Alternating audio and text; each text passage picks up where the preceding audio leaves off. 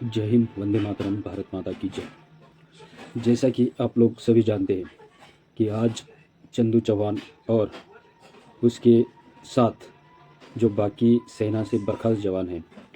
किसी जवान को 1 दिन में निकाला हो, किसी जवान को 10 साल में निकाला हो, या फिर किसी जवान को 5 साल में निकाला हो, इस तरह के जो जवान हैं, ये सभी जवान आज इस चंदू चौहान की आवाज़ में आवाज़ मिलाकर और उसको प्रतिसाद देकर अपने ऊपर जो किए गए अफसरों द्वारा और अंग्रेजी कानून के आर्मी एक्ट द्वारा जो अत्याचार किए गए हैं, उनके खिलाफ आज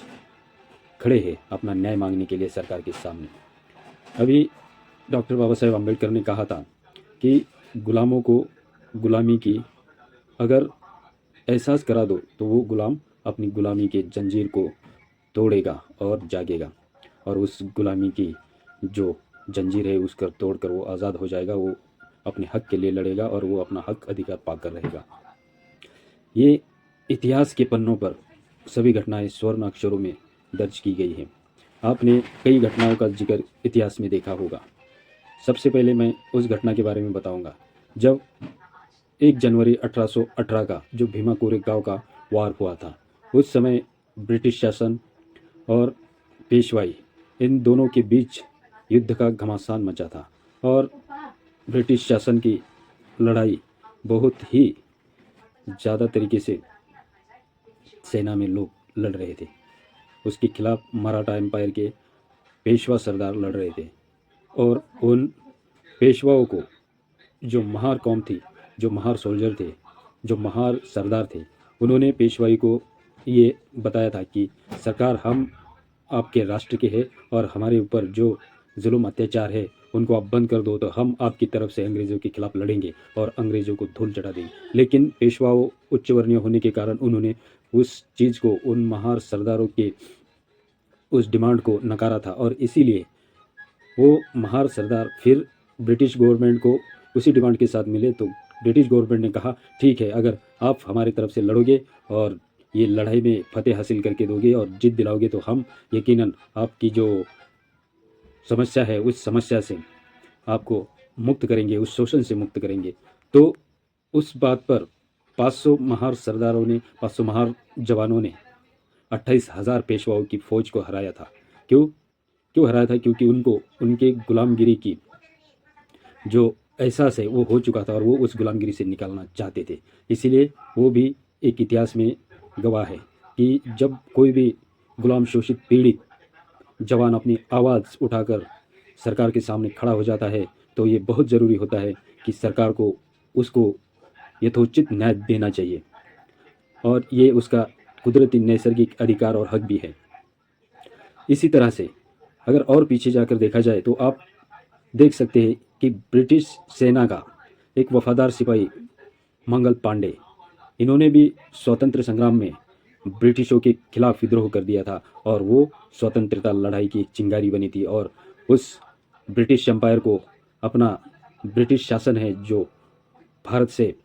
हटाना पड़ा और भारत को आज़ाद करना पड़ा। तो ये छोटी छोटी जो चिंगारियाँ अभी जुगनू की तरह चमक रही है, इनको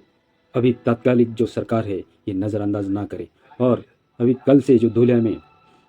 21 जनवरी से अमरण अन्न त्याग अनशन कर रहे जवान, तो सरकार को इस बात को लेकर बहुत ही गंभीरता से सोचना चाहिए और महत्वपूर्ण मुद्दे को मद्देनज़र रखते हुए, वैसे भी आप रिजर्वेशन रातों रात ईबीसी का आपने अध्यादेश लाया और उसको अभी कंटिन्यू भी कर रहे हैं, तो 69.5% रिजर्वेशन हो चुका है, जबकि कोर्ट और कानून में इस बात का पेच फंसा था कि किसी भी तरह से रिजर्वेशन 50% से ऊपर नहीं जाना चाहिए, लेकिन फिर भी आपने उसको 50% से ऊपर ला ही दिया है। तो इस बात का एक हल निकलता हुआ मुझे ये दिखाई दे रहा है, आप सब जवानों को, इन जो बर्खास्त जवानों को है उनको सम्मान से, अगर डिग्निटी के साथ अपनी लाइफ जीने का अधिकार अगर प्रदान करते हो आर्टिकल 21 और 16 के तहत, जैसे कि ये जवान काफ़ी दिन से आज़ाद मैदान और दिल्ली जंतर मंतर, आगरा और दिल्ली से लेकर कन्याकुमारी तक घूम घूम कर बता रहे,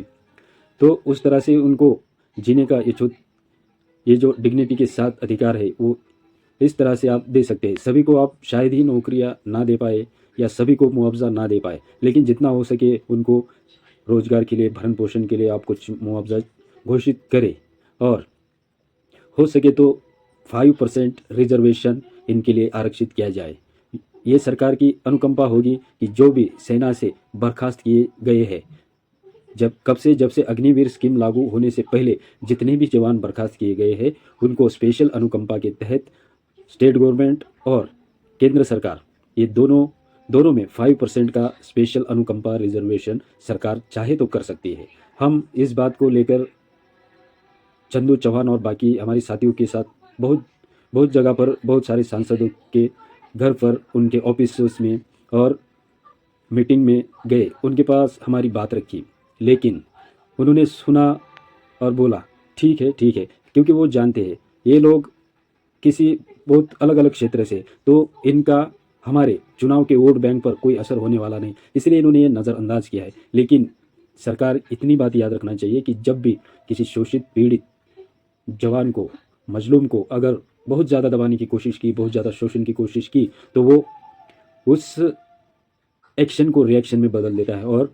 बड़े बड़े साम्राज्य को भी नष्ट कर सकता है। तो सरकार इस बात में इतना ज़्यादा गंभीरता से महत्व दे और उतने ही जल्दी ये जो समस्या है, ये जो प्रॉब्लम है, इसको रिजॉल्व करे। अगर यही समस्या विदेशों में अगर रहती, जैसा कि हम पहले भी बता चुके, अगर कोई भी समस्या विदेशों में रहती है तो वहाँ के IITs, वहाँ के फिलोसोफर्स, वहाँ के तत्वज्ञ इस बात का संशोधन करते हैं, उस बात पर, उस खराबी को, उसको दुरुस्त करने का प्रयास करते हैं। लेकिन हिंदुस्तान और ये भारत, ये जो हमारा ये हिंदुस्तान भारत, ये जो देश है, यहाँ के जो नेता है, यहाँ का जो लोकतंत्र है, यहाँ के लोग हैं जो कि स्वतंत्र भारत में जी रहे हैं और जीने की कोशिश कर रहे हैं, ये सभी लोग इस बात को नज़रअंदाज ना करें और जल्द से जल्द इन बर्खास्त सैनिकों के लिए 5% रिजर्वेशन सरकार घोषित करे और जितना हो सके जो उतना इनके परिवारों को रिसेटलमेंट करने के लिए, इनका परिवार का भरण पोषण करने के लिए जिस तरह से हो उस तरह से SIT गठित करके जल्द से जल्द कोई ठोस निर्णय लिया जाए। जय हिंद।